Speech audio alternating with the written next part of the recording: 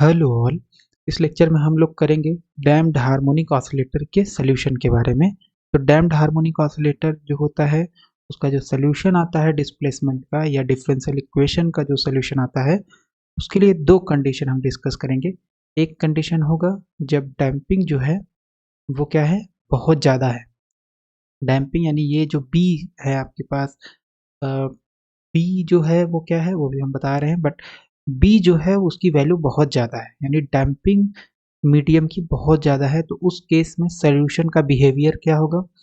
दूसरा केस है आपके पास जब डैम्पिंग जो है वो बराबर हो जाए, बी स्क्वायर बराबर हो जाए ओमेगा नॉट स्क्वायर। तो उस केस में क्या होगा। तो पहला केस हमारा कहलाता है ओवर डैम्प्ड।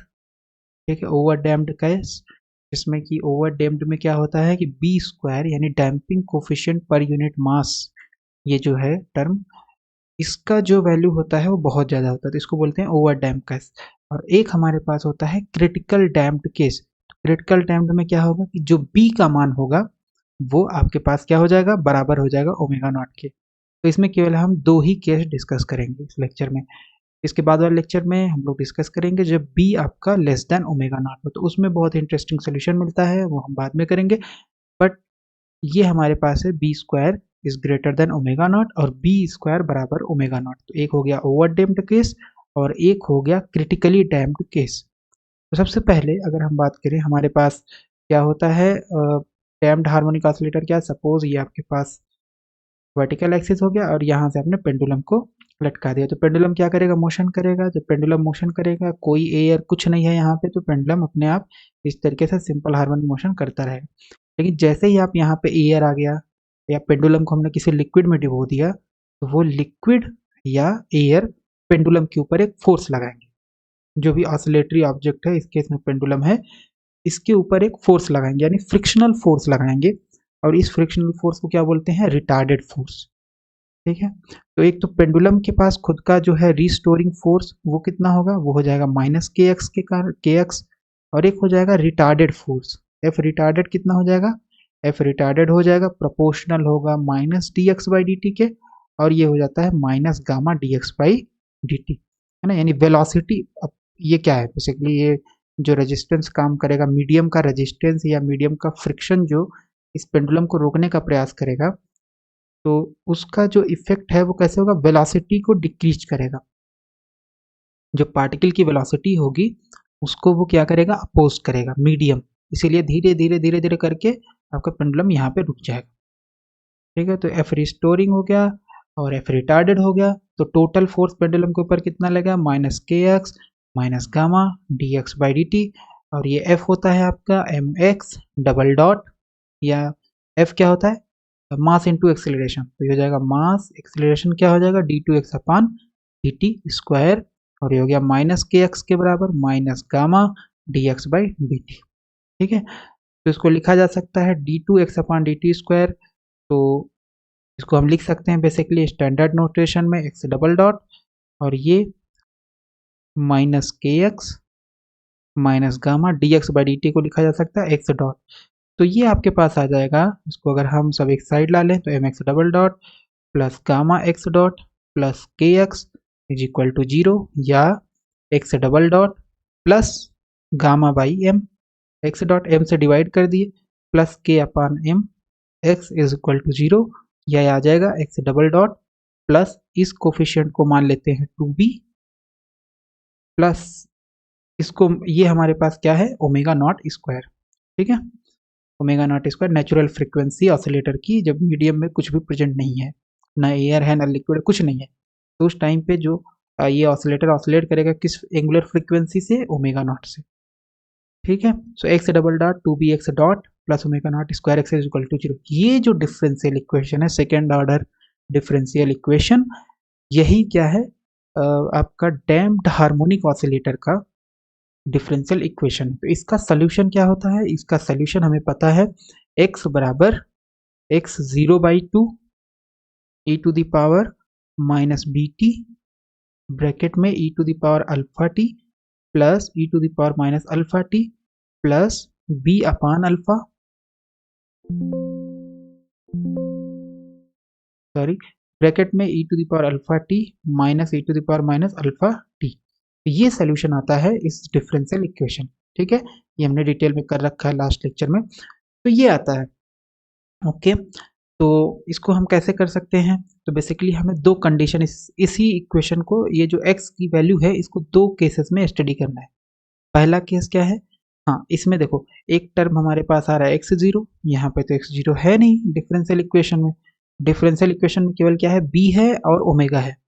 तो इसका जो सोल्यूशन आएगा वो किसके टर्म में आएगा? b और ओमेगा के टर्म में। तो यहाँ पे एक टर्म है x0। x0 क्या है? तो सपोज आपके पास ये मीन पोजीशन है पार्टिकल का, पार्टिकल यहाँ से यहाँ जाएगा और फिर यहाँ से मीन पोजीशन पे आएगा, फिर मीन पोजीशन से इधर जाएगा, फिर मीन पोजीशन पे आएगा। ठीक है, तो मान लेते हैं इनिशियली पार्टिकल कहाँ पे था? x0 पे था। ठीक है, जो पार्टिकल सिंपल हार्मोनिक ऑसिलेटर है और डैम्प्ड सिंपल हार्मोनिक ऑसिलेटर है, तो मान लेते हैं इनिशियली x0 पे था। इस पॉइंट पे इनिशियली इसकी वेलोसिटी क्या है? 0। ठीक है, तो x t is equal to 0 पे पार्टिकल कहाँ पे है? यहाँ पे है। t इज इक्वल टू 0 पे पार्टिकल है x बराबर x0 पे और उसकी वेलोसिटी 0 है। तो ये x0 क्या हो जाएगा? बेसिकली ये पॉइंट जहाँ से पार्टिकल चलना स्टार्ट किया। ठीक है, b आपका मीडियम में दिया हुआ है 2 gamma by M, sorry 2b बराबर गामा बाई एम, इसको हमने 2b माना था, 2b, और ये ओमेगा नॉट स्क्वायर होता है। तो b हमारे पास है डिफरेंशियल इक्वेशन में। ठीक है, अल्फा की वैल्यू क्या होगी?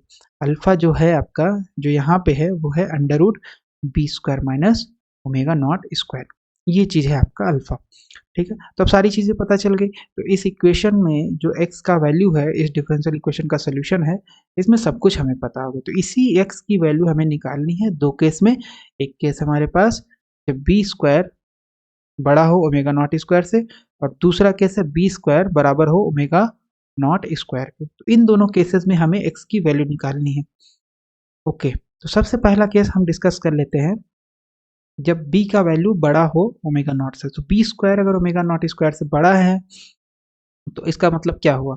तो अल्फा आपके पास ये x होता है, डिस्प्लेसमेंट है ना, डैम्प्ड हार्मोनिक ऑसिलेटर का solution x0/2 e to the power minus beta t e to the power alpha T plus e to the power minus alpha T plus b upon alpha e to the power alpha T minus e to the power minus alpha t, जहाँ पे alpha क्या है आपके पास? ये। ठीक है, तो अगर b ओमेगा नॉट से बड़ा होगा तो b इस केस में क्या है? ओमेगा नॉट से बड़ा है बी स्क्वायर, तो b square omega naught square से बड़ा है, तो इसका मतलब इसको अगर हम इधर ले जाएंगे तो ये माइनस होगा। तो ये पूरी क्वांटिटी ग्रेटर देन 0 होगी। जब ये पूरी क्वांटिटी 0 से बड़ी है तो इसका मतलब ये क्वांटिटी वही चीज़ है ना, 0 से बड़ी होगी। तो अगर ये पॉजिटिव क्वांटिटी, 0 से बड़ी मतलब पॉजिटिव क्वांटिटी, तो पॉजिटिव क्वांटिटी का अंडर रूट हमेशा क्या होता है?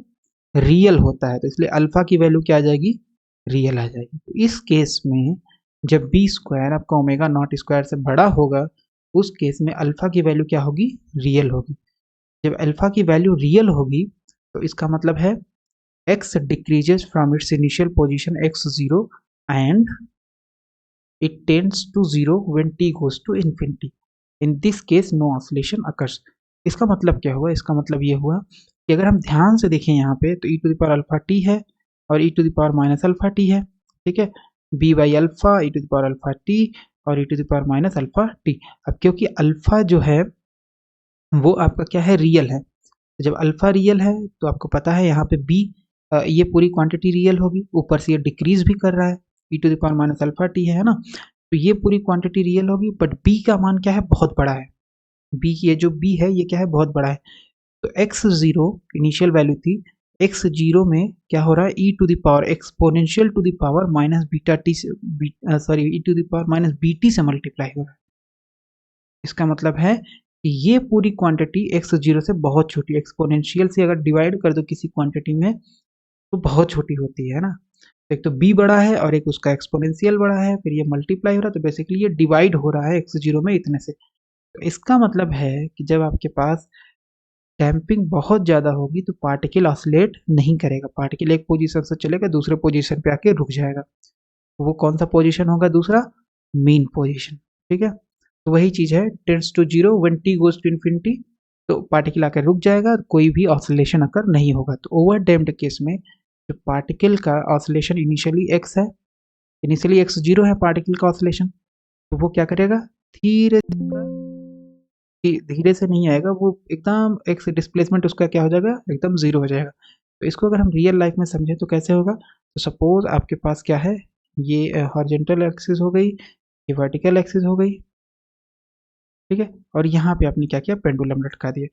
तो पेंडुलम इनिशियली कहाँ होगा, पेंडुलम इनिशियली यहाँ पे होगा, लेकिन हमने क्या किया, लेट्स से थीटा इसको डिस्प्लेस करके छोड़ दिया है। तो यहाँ से अगर हम एक्स जीरो लें, टी बराबर जीरो, तो अब यहाँ पे लिक्विड भरा हुआ है, ठीक है। तो लिक्विड क्या करेगा, अब लिक्विड की डेंसिटी बहुत ज़्यादा है, इसकी जो विस्कोसिटी है बहुत ज़्यादा है, तो क्या करेगा, इस पेंडुलम के मोशन का विरोध करेगा। तो पेंडुलम का मोशन जैसे ही चलने का प्रयास करेगा, इधर आएगा तो ये इसको रोकता रहेगा, रोकता रहेगा, रोकता रहेगा, थोड़ा सा इधर जाएगा, तुरंत ही रोक देगा मेन पोजीशन पे, है ना। पेंडुलम के मोशन को ऑलमोस्ट ऑसिलेशन फ्री कर देगा, मतलब कोई भी ऑसिलेशन नहीं होगा जब डैम्पिंग बहुत ज़्यादा होगी मीडियम में। तो इस केस को क्या बोला जाता है, डेड बीट। क्या बोला जाता है, डेड बीट। तो हमारे पास एक गैल्वेनोमीटर होता है जिसमें कि यूज होता है ये प्रिंसिपल, उसको बोला जाता है dead beat moving coil galvanometer. तो इसका एग्जांपल क्या है, dead beat moving coil galvanometer, या सबसे सिंपल एग्जांपल है pendulum in a very viscous fluid. तो अगर पेंडुलम बहुत ही ज़्यादा विस्कोसिटी वाले फ्लूइड में है तो वहाँ पे वो तुरंत क्या हो जाएगा, रुक जाएगा, मूव ही नहीं कर पाएगा, ठीक है। ये हमारे पास एक एग्जांपल हो गया जब बी का मान ओमेगा नॉट से यानी नेचुरल फ्रीक्वेंसी से बहुत ज़्यादा हो। दूसरा केस हमारे पास है क्रिटिकल डैम्पिंग का। तो क्रिटिकल डैम्पिंग का मतलब हो गया कि बी स्क्वायर बराबर हो जाए ओमेगा नॉट स्क्वायर के। अगर ऐसा है तो जैसे आप बी स्क्वायर बराबर ओमेगा नॉट स्क्वायर करोगे तो अल्फा का मान क्या हो जाएगा, जीरो। सोल्यूशन आपके पास है एक्स बराबर X zero by two E to the power minus B T E to the power alpha T plus E to the power minus alpha T B by alpha, bracket में E to the power alpha T minus E to the power minus alpha T. तो alpha अगर इस case में zero हो रहा है, सबको पता है यहाँ पे भी अल्फा है ना, बी अपान अल्फा है तो अल्फा जीरो, तो इसका मतलब ये पूरी क्वांटिटी इनफाइनाइट हो जाएगी, ये फाइनाइट होगा, वन हो जाएगा, ये वन हो जाएगा, वन हो जाएगा, वन हो जाएगा, लेकिन ये जीरो से डिवाइड होगा तो ये पूरी क्वांटिटी इनफाइनाइट हो गई। पूरी क्वांटिटी इनफाइनाइट होगी, इसका मतलब एक्स की वैल्यू क्या हो जाएगी, इनफाइनाइट डिस्प्लेसमेंट होगा, जो कि पॉसिबल नहीं है रियल वर्ल्ड में, है ना।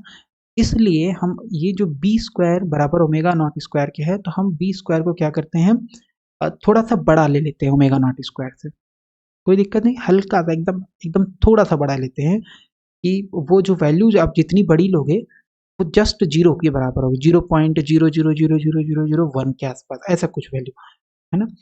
तो at alpha is equal to zero, alpha is equal to zero, x becomes indeterminate. तो इसलिए हम मान लेते हैं कि हमारे पास जो ये क्वांटिटी है b square minus omega naught square, ये जीरो नहीं है बल्कि 0.0000001 है, जिससे कि ये क्वांटिटी आपका इनफाइनाइट ना हो। तो वो जो 0.001 है उसको हमने मान लिया एच, यानी अल्फा जीरो के बराबर नहीं है, वो एच के बराबर है, और एच आपका क्या है, बहुत ही छोटी क्वांटिटी है। तो इस केस में ना तो ये इनफाइनाइट होगा और हम इसका एक्सपेंशन आसानी से कर सकते हैं। तो यहाँ जहाँ अल्फा है वहाँ वहाँ एच रख देंगे, तो ये हो जाएगा एक्स बराबर X zero by two E to the power minus B T E to the power H T plus E to the power minus H T plus B upon H, alpha की जगह H हो गया, E to the power H T minus E to the power minus H T हो गया, ठीक है।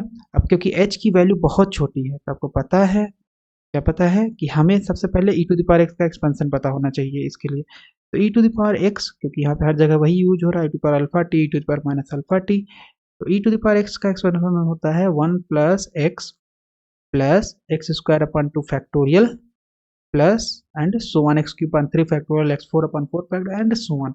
अब क्योंकि x की वैल्यू बहुत छोटी है, अल्फा की वैल्यू बहुत छोटी थी, तो इसलिए जस्ट हम इसमें क्या करेंगे, फर्स्ट ऑर्डर तक लेंगे, यहाँ तक केवल टर्म लेंगे, है ना, हायर ऑर्डर टर्म को छोड़ देंगे क्योंकि इसका कोई बहुत ज़्यादा महत्व नहीं रहेगा। इसका मतलब है कि जो आपके पास है ये वाला 20 E to the power X, तो यहाँ पे जब हम E to the power H T का एक्सपेंशन करेंगे तो क्या होगा, वन प्लस एच टी हो जाएगी इसकी value, one plus H T, one plus x, तो एक्स कितना है माइनस एच टी, तो हो जाएगा वन माइनस एच टी इसकी वैल्यू हो जाएगी, बी अपान एच इसकी वैल्यू जाएगी वन प्लस एच टी, इसकी वैल्यू जाएगी वन माइनस एच टी, रख करके सॉल्व कर लेंगे, तो यहाँ पे हमने रख दिया है one plus H T, one minus H T, B upon H, one plus H T, one minus H T, ठीक है। तो ब्रैकेट अगर ओपन करेंगे तो ये वाला टर्म कैंसिल हो गया, अब ये माइनस है यहाँ पे, तो माइनस जैसे ही जाएगा तो यहाँ माइनस हो जाएगा, यहाँ माइनस होगा, यहाँ प्लस, 1 से 1 कैंसिल और HT जुड़ जाएगा। तो यानी इस करली ब्रैकेट के अंदर आ जाएगा 2HT, करली ब्रैकेट के अंदर क्या आ जाएगा 2HT, और यहाँ B अपान H है, और ये हो गया 1 + 1 2 के बराबर। ठीक है, तो डिस्प्लेसमेंट हमारे पास यानी जो सोल्यूशन था डैम्प्ड हार्मोनिक ऑसिलेटर का कितना गया, x = x0/2 e⁻⁻bt, और ये हो गया 2, ये हो गया B अपान H, और ये हो गया 2HT। ठीक है, H से H कैंसिल, तो दिस इज 2 प्लस, और ये B इंटू 2T हो गया। तो अब यहाँ देखिए ब्रैकेट में क्या बाहर आ जाएगा, 2 बाहर ले सकते हैं, तो 2 ले लेंगे बाहर, तो हो जाएगा 1 प्लस B इंटू T, इतना गया, 2 से 2 कैंसिल, तो x0 e⁻⁻bt 1 plus beta T. अब क्योंकि आपके पास t इज इक्वल टू 0 की बात करें, x बराबर x0 है, and as t increases x decreases, क्यों डिक्रीज करेगा, क्योंकि यहाँ पे भी e⁻⁻βt है। एक आपके पास कैसा फैक्टर है, एक आपके पास एटेन्यूएशन वाला फैक्टर है e⁻⁻bt, e⁻⁻bt एक फैक्टर है ना। तो ये तो ठीक है, ये इसमें x0 में मल्टीप्लाई होगा, टाइम जैसे जैसे बढ़ेगा ये बढ़ेगा, लेकिन क्योंकि एक्सपोनेंशियल है, एक्सपोनेंशियल टर्म जो है ये माइनस है, e⁻⁻ है, तो इसकी जो वैल्यू होगी वो क्या होगी, डिक्रीज करेगी टाइम के साथ। तो ये ओवरऑल केवल ये वैल्यू की वजह से पूरा आपका डिस्प्लेसमेंट वाला टर्म क्या हो जाएगा, टाइम के साथ डिक्रीज करेगा, लेकिन उतनी तेजी से डिक्रीज नहीं करेगा जितनी तेजी से पहले वाले केस यानी ओवर डैम्प्ड में डिक्रीज करा था। तो इसका मतलब इस केस में कैसे होगा मोशन, तो ये आपके पास यहाँ पे सपोज ये है, और ये आपके पास वर्टिकल एक्सिस है, पेंडुलम यहाँ पे, तो इस केस में क्या हो सकता है, पेंडुलम यहाँ जाएगा, हो सकता है यहाँ से यहाँ आएगा, फिर यहाँ से यहाँ जाएगा, और फिर यहाँ से यहाँ जाएगा, फिर यहाँ से यहाँ जा करके मीन पोजीशन पर रुक जाएगा, ये क्रिटिकल। और अगर ओवर डैम्प्ड होता तो यहाँ से यहाँ जाता, ठीक है, यहाँ बना लेते हैं, तो ये हो गया यहाँ से यहाँ जाता, फिर यहाँ से यहाँ जा करके मीन पोजीशन पर रुक जाता, आसान है। ठीक है, तो जितना ज़्यादा डैम्पिंग लोगे उतना ही जल्दी वो क्या करेगा, रुक जाएगा आपका पेंडुलम जो रहेगा। तो ये हमने 2 केसेस डिस्कस कर लिए, और इसमें जो हमारे पास है जो लास्ट केस है उसको अगर प्लॉट करें, क्रिटिकल डैम्पिंग मतलब b² बराबर ω², over damping b² greater than ω²। तो अगर प्लॉट करें तो सबसे पहले किस में डिक्रीज करेगा, ये जो डिस्प्लेसमेंट है, इनिशियल डिस्प्लेसमेंट x0 है, तो ये कितने से डिक्रीज करेगा, ओवर डैम्पिंग में बहुत फास्ट ऑसिलेशन रुक जाएगा, मतलब डिस्प्लेसमेंट कुछ होगा ही नहीं। क्रिटिकल डैम्पिंग में क्या होगा, धीरे धीरे डिक्रीज करते करते करते करते एक पॉइंट के बाद आपका ऑसिलेशन रुक जाएगा। ऑसिलेशन रुकने का मतलब ही हुआ डिस्प्लेसमेंट 0 हो जाएगा। तो the motion is neither over damped nor oscillatory and is said to be critical damped. It is a transition stage between deadbeat and damped oscillator. तो ये बेसिकली कौन सा स्टेट होता है, क्रिटिकल डैम्पिंग, कोई ऑसिलेटर का ऑसिलेटरी बिहेवियर जो है, ऑसिलेटरी बिहेवियर का मतलब है कि आपके पास ये यहाँ से ये है, ठीक है, तो ये क्या करेगा, यहाँ से फिर यहाँ आएगा, फिर यहाँ से यहाँ पेंडुलम आ गया, तो पेंडुलम यहाँ आया, फिर यहाँ आकर के फिर सीधा अपना यहाँ पे रुक जाएगा। तो ये हो गया ऑसिलेटरी मोशन। क्रिटिकल मोशन में क्या होगा कि ये थोड़ा सा आएगा, थोड़ा सा ऑसिलेट करेगा, उसके बाद रुकेगा। ओवर डैम्प्ड मोशन में क्या होगा, एकदम ही ऑसिलेशन नहीं होगा, ये यहाँ से अगर x0 है डिस्टेंस, तो ये बस यहाँ से जाकर के यहाँ जाएगा, हो सकता है बहुत ज़्यादा जगह यहाँ, नहीं तो यहाँ जाकर के रुक जाएगा। ठीक है, तो ये हमारे पास केस हो गया ओवर डैम्प्ड। क्रिटिकल डैम्पिंग में जो डिस्प्लेसमेंट, इनिशियल डिस्प्लेसमेंट होगा वो धीरे धीरे 0 होगा, ओवर डैम्प्ड में वो तुरंत 0 हो जाएगा। ठीक है, यानी पार्टिकल का मोशन तुरंत हाल्ट हो जाएगा, तुरंत रुक जाएगा। ओवर डैम्प में, क्रिटिकल डैम्पिंग में उतना जल्दी नहीं रुकेगा, धीरे धीरे रुकेगा, धीरे धीरे ऑसिलेशन भी होगा, डैम्पिंग भी होगी।